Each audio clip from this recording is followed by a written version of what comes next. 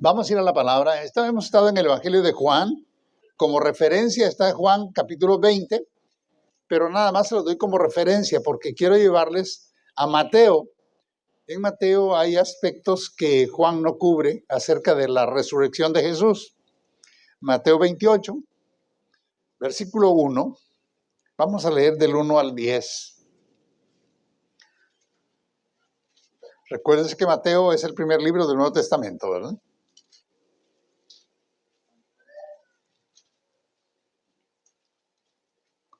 Amén. ¿Estamos listos? Bueno, dice esto. Pasado el día de reposo, al amanecer del primer día de la semana, vinieron María Magdalena y la otra María a ver el sepulcro. Y hubo un gran terremoto porque un ángel del Señor descendiendo del cielo y llegando removió la piedra y se sentó sobre ella. Su aspecto era como un relámpago y su vestido blanco como la nieve. Y de miedo de él los guardas temblaron y se quedaron como muertos. Mas el ángel respondiendo dijo a las mujeres: no temáis vosotras, porque yo sé que buscáis a Jesús, el que fue crucificado. No está aquí, pues ha resucitado, como dijo. Venid, ved el lugar donde fue puesto el Señor. E id pronto y decid a sus discípulos que ha resucitado de los muertos, y aquí va delante de vosotros a Galilea. Allí le veréis. Y aquí os lo he dicho. Entonces ellas salieron del sepulcro con temor y gran gozo. Fueron corriendo a dar las nuevas a sus discípulos, y mientras iban a dar las nuevas a los discípulos, y aquí Jesús les salió al encuentro diciendo: salve. Y ellas, acercándose, abrazaron sus pies y le adoraron. Entonces Jesús les dijo: no temáis, id, dad las nuevas a mis hermanos para que vayan a Galilea y allí me verán. Esta palabra es algo muy especial porque narra el evento más grande de la historia de la humanidad. Ponga su Biblia en alto. Dígalo conmigo. Señor Jesús, esta es tu palabra. Yo la he creído. Por ella te conocí. Ahora soy salvo, perdonado, nueva criatura. Mi vida ha cambiado y aún sigue cambiando. Si comparto tu palabra con otras personas, ellos, igual que yo, también pueden cambiar. Gracias, Señor, por tu palabra eterna, sin error, infalible y todopoderosa. En el nombre de Jesús. Amén. Este hecho grande de la resurrección de nuestro Señor Jesucristo, el mundo lo ha desviado tanto de su verdadero valor y su verdadero significado. Satanás, con su astucia, ha buscado formas de entretener a la gente y uno se pregunta, ¿cómo las cosas que la gente hace hoy, en este día o en estas fechas, están conectadas a la resurrección de Jesucristo? ¿Sabe? Satanás es experto en presentar fantasías. Esto lo comparo yo como cuando los españoles vinieron a conquistar América o el continente americano. Dice que ellos requerían de los nativos el oro y les daban a cambio espejitos. Eso lo registra la historia, no me lo estoy inventando. Les daban espejitos. Posiblemente ellos habían descubierto el oro, pero no los espejos. y se emocionaban con los espejos y le daban al espejo más valor que al oro. Fantasía. Satanás es experto en darle fantasías a la gente. Y hoy los entretiene llevando a la familia y a los niños a buscar huevos de coneja a los parques. Y uno dice, ¿dónde se conecta eso con la resurrección de Jesucristo?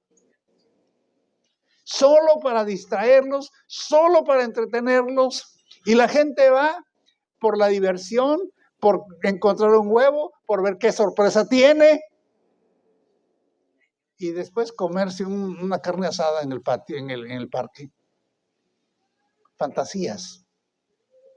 Satanás es experto en darle fantasías a la gente.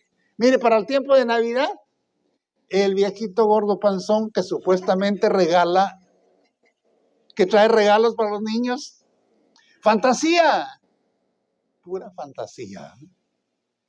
Bueno, hay fantasías inofensivas como aquella de que el ratón le deja a los niños debajo de la almohada un billete cuando le dan un diente que se les cayó.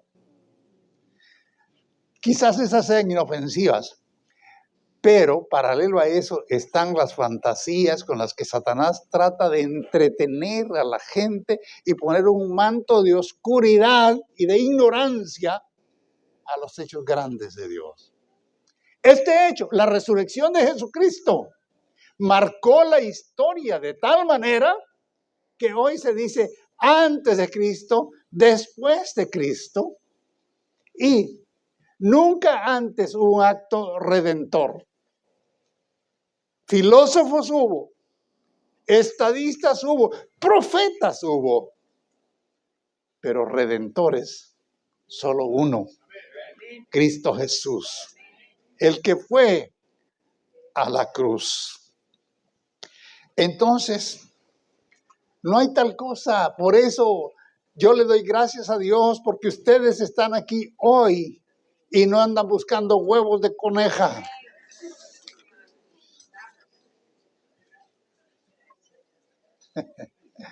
La resurrección de Jesucristo es el poder del Evangelio. Todo lo que Jesús predicó sería historia, sería filosofía, serían cuentos para entretener niños, si no fuera porque Él se levantó de la tumba. Si no hay una resurrección, puede haber religión, puede haber entretenimiento, puede haber historia, como de hecho la historia registra estos eventos.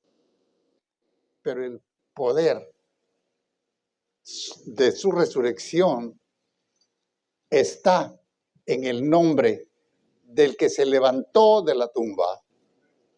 Cuando Él anunció su muerte, Él les dijo que así como Moisés había levantado una serpiente en el desierto, así era necesario que Él fuera levantado en una cruz. Pero luego, más adelante, dice, si yo fuera levantado de la tierra. ¿De dónde se levantó Jesús? De la tierra. Fue levantado de la tumba, de la tierra. Y eso significa poder.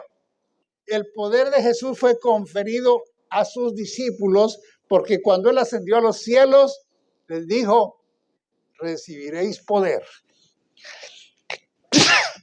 Perdón.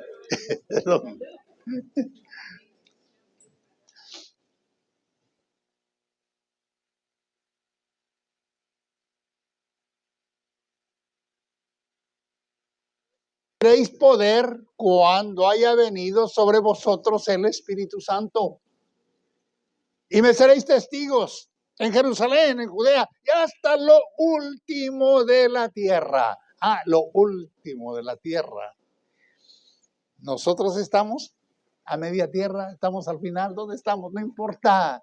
Allí está la presencia, ahí está el mensaje de vida, de poder.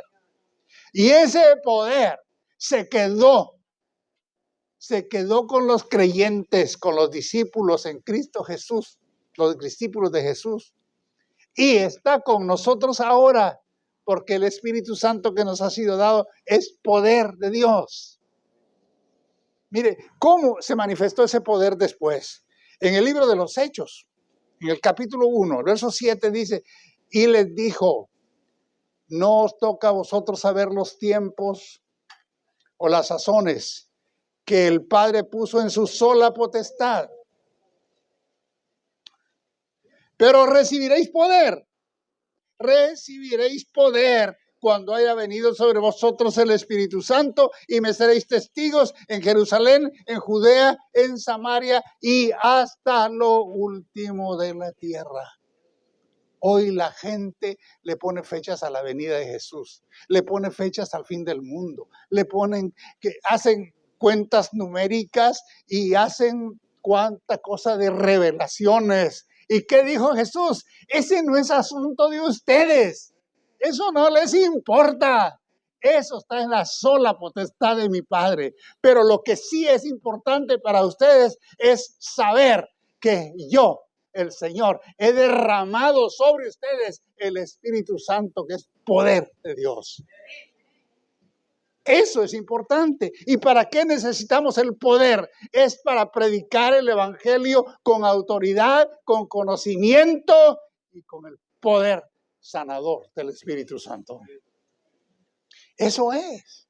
Entonces, ¿qué hizo Jesús? El cumplimiento de las Escrituras. ¿Qué estaba dicho de él?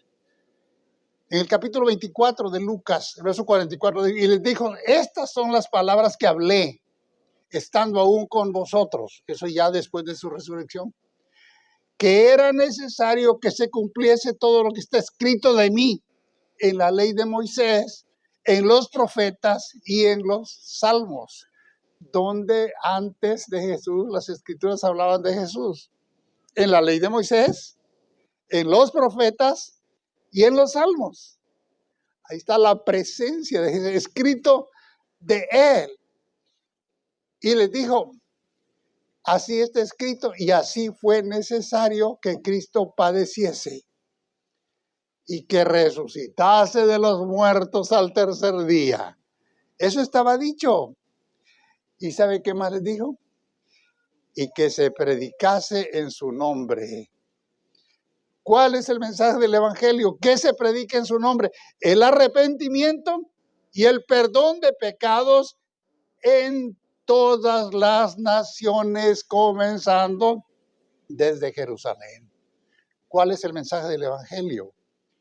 El mensaje del Evangelio no es darte una vida cómoda, no es hacerte millonario. El mensaje del Evangelio es un mensaje de arrepentimiento. Por eso, desde que comenzó Juan el Bautista, arrepentíos y bautícense, porque el reino de los cielos se acerca. ¿Cuál es el mensaje del Evangelio? Arrepentimiento. Porque el que se arrepiente y confiesa delante de Dios, alcanza misericordia. Después del arrepentimiento, ¿qué viene? El arrepentimiento es asunto personal. Cada quien tiene que arrepentirse.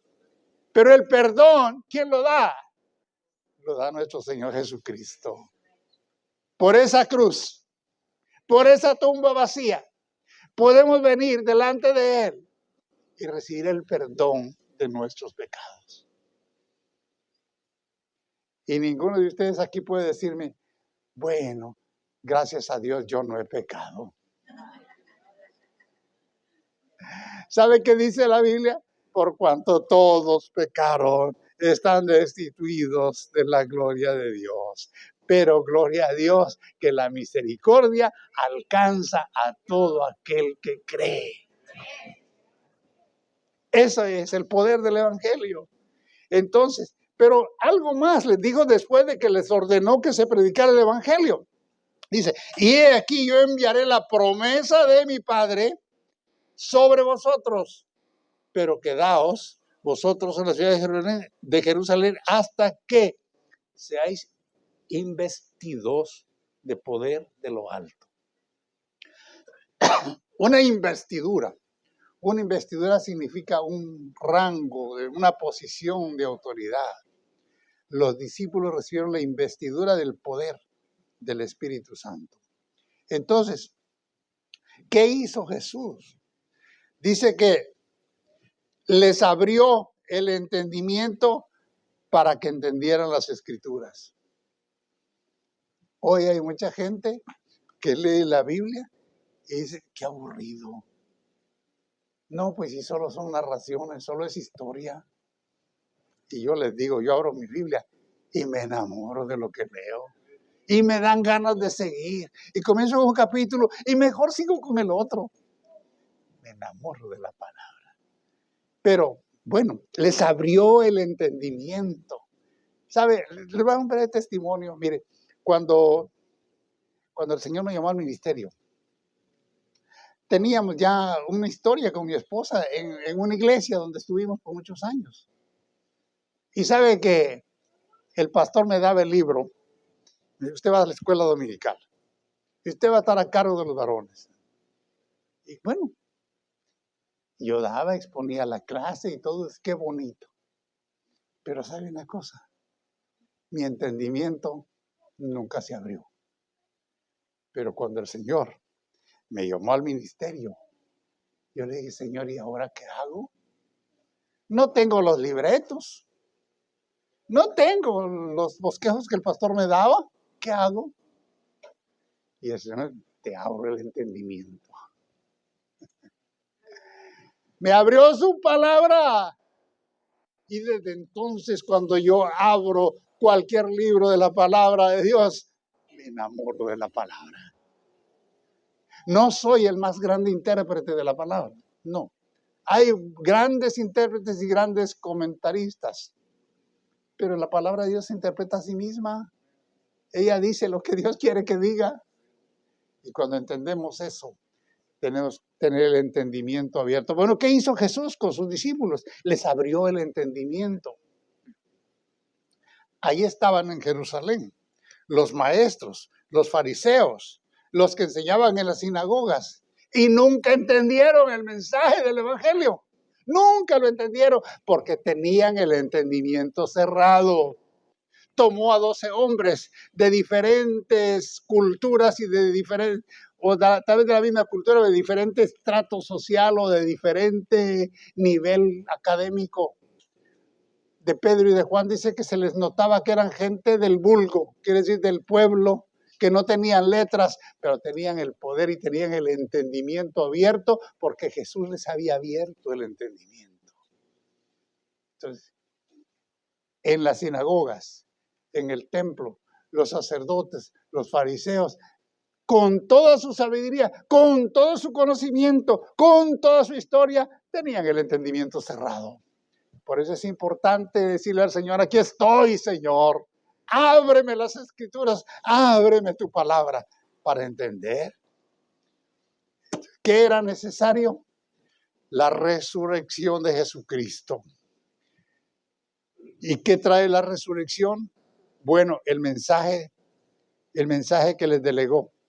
Vayan, anuncien que ya yo pagué el precio de los pecados. Que hay perdón en mi sangre, que hay perdón por la tumba vacía. Y les dio una investidura de poder de lo alto. Ahora, ¿cómo fue confirmada esa fe? Mire, el apóstol Pablo dice, en 1 Corintios 15, verso 17, dice, y si Cristo no resucitó, vuestra fe es vana. Aún estáis muertos en pecados. Entonces también los que durmieron en Cristo perecieron. Si en esta vida solamente esperamos en Cristo, somos los más dignos de conmiseración de los hombres. Y uno dice, ¿qué quiere decir eso? Que si esperamos en Cristo, entonces ¿en quién vamos a esperar? No, es que no estamos confiando en un Cristo histórico. No estamos confiando solamente en un ser humano. Estamos confiando en el Cristo que se levantó de la tumba victorioso. Él es. Por eso, ¿qué creemos de Cristo? Creemos su sacrificio, creemos su muerte en la cruz, creemos su sangre derramada, creemos su sepulcro y creemos la resurrección. Y porque Él vive, nosotros también viviremos. Todo el evangelio se derrumbaría si no hay resurrección. Porque no habría poder. Entonces, hermanos, creer en Cristo sin la resurrección es perder el tiempo. Cuando la gente razonadora dice, bueno, sí, Cristo existió, sí, fue un buen maestro, sí, fue un filósofo, pero no cree en su muerte expiatoria y en su resurrección. Están perdiendo el tiempo, están como creyendo en Buda o creyendo en Confucio, creyendo en cualquier otro. Nosotros creemos en un Cristo vivo. Somos justificados en Cristo Jesús. El apóstol Pablo dice a los romanos, a la carta que escribe a los creyentes en Roma, en el capítulo 4, verso 25, dice, el cual fue entregado por nuestras transgresiones y resucitado para nuestra justificación. Murió por nuestros pecados. ¿Y para qué resucitó? Para que nosotros fuésemos justificados. Le voy a explicar qué es lo de ser justificado. Porque hay textos que a veces no interpretamos bien, porque dice, no hay justo ni aún uno. Bueno, entonces, ¿dónde estamos parados? Si Cristo nos ha hecho justos. Cristo nos ha hecho justos. ¿Qué es estar justificado? Estar justificado es dar la medida. Y nadie pudo dar la medida justa de la salvación y del perdón. Nadie, humanamente ninguno pudo. No hay hombre en la historia que pueda decir, yo soy salvo por mis propios méritos. Cristo Jesús nos justificó, nos hizo dar la medida correcta. ¿Para qué? Por su gracia, nosotros somos presentados justos delante de Dios, el Padre. Bueno, entonces, ¿qué significa el nombre de Jesús para nosotros ahora? ¿Qué es?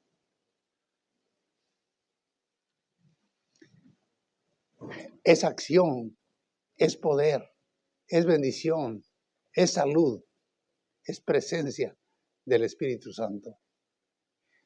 Jesús les prometió poder a los discípulos. ¿Y qué hicieron Pedro y Juan con esa promesa? Bueno, en el libro de los Hechos, en el capítulo 3, dice que habían sanado en el templo a un cojo. Y eso alborotó a la gente y alborotó a los enemigos que estaban. Y viene el sumo sacerdote Anás, eso está en Hechos 3:6, y Caifás, los mismos que condenaron a Jesús, y toda la familia sacerdotal, un tal Juan, un tal Alejandro, todos los que eran de la familia del sumo sacerdote. Y poniéndolos en medio, les preguntaron, ahí está Juan, ahí está Pedro, y les preguntan, ¿con qué potestad o en qué nombre habéis hecho vosotros esto? Entonces Pedro, lleno del Espíritu Santo. Esa es la diferencia. Lleno del Espíritu Santo. Les dijo, gobernantes del pueblo, ancianos de Israel, puesto que hoy se nos interroga acerca del beneficio hecho a un hombre enfermo, ¿de qué manera este hombre haya sido sanado? Sea notorio a todos vosotros y a todo el pueblo de Israel que en el nombre de Jesucristo de Nazaret, a quien vosotros crucificasteis y a quien Dios resucitó de los muertos.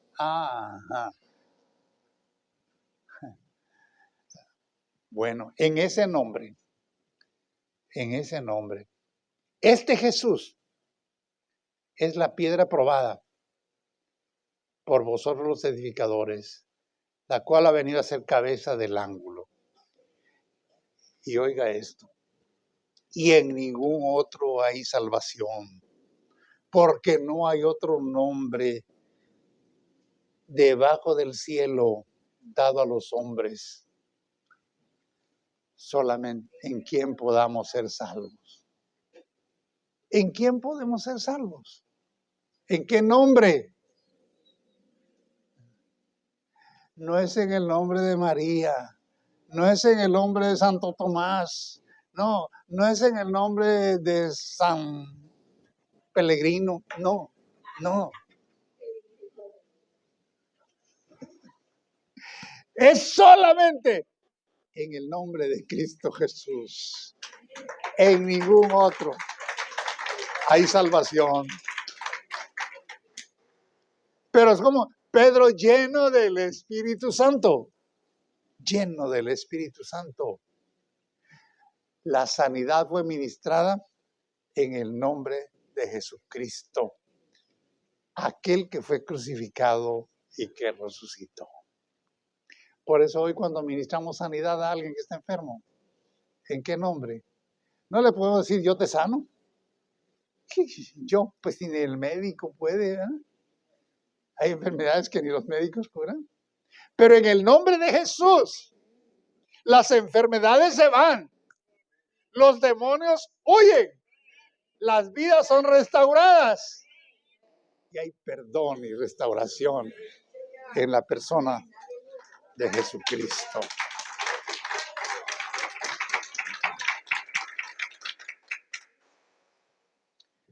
El día que Jesús en la cruz murió,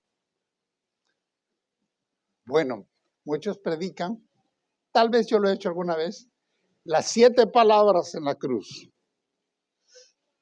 Pero yo quiero llamarles la atención sobre la penúltima frase que dijo Jesús. Después que dijo todas las palabras que dijo, perdónalos porque no saben lo que hacen, después que dijo, antes de decir, en tus manos encomiendo mi espíritu, que fue lo último que dijo esto, consumado es. ¿Qué significa consumado es? Eso significa ya no hay nada por hacer, está hecho. La obra que el Padre me dio a hacer está terminada en su totalidad. Ya no hay nada más que hacer. Ya no tienes que hacer sacrificios. Ya no tienes que rezarle a los muertos o a los vivos. No, está hecho.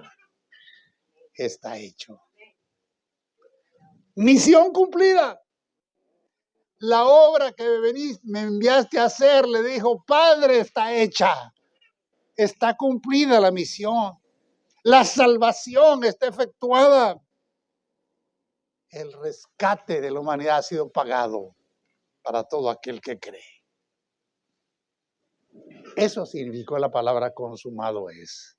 De modo que cuando Cristo dijo está hecho, no hay más que hacer. Ya yo llevé todas tus culpas, ya yo llevé todas tus maldades, ya yo llevé toda la acusación que había en contra de ti. ¿Por qué? Porque la gente es víctima de demonios, es víctima de espíritus malignos, es víctima de Satanás, es víctima de su carnalidad, es víctima de cualquier cosa que Satanás quiera implementar para estorbar y arruinar la vida de la gente. Pero cuando Cristo Jesús murió en la cruz, dice que allí sacó a vergüenza a los principados y potestades clavándolos en la cruz. Y ahí perdieron poder. De modo que cuando un espíritu maligno o un demonio venga a acusarte, dile, estuviste en la cruz con Jesús y ahí tu poder se perdió. No tienes nada en contra mío, no puedes. El demonio, Satanás, ningún espíritu maligno, ningún demonio va a poder contra ti, porque ninguna arma forjada contra ti prosperará. Porque ya Cristo Jesús despojó a las potestades, venciendo sobre ellas en la cruz. Consumado es.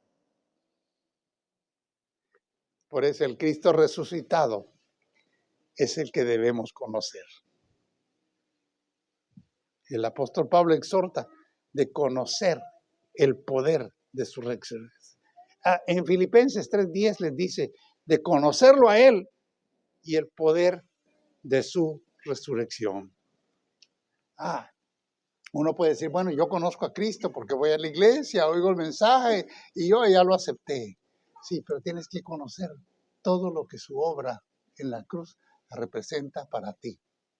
Representa vida nueva, representa libertad, representa gozo interno, representa seguridad, representa vida eterna. Por eso tienes que conocer a Jesús y su obra completa.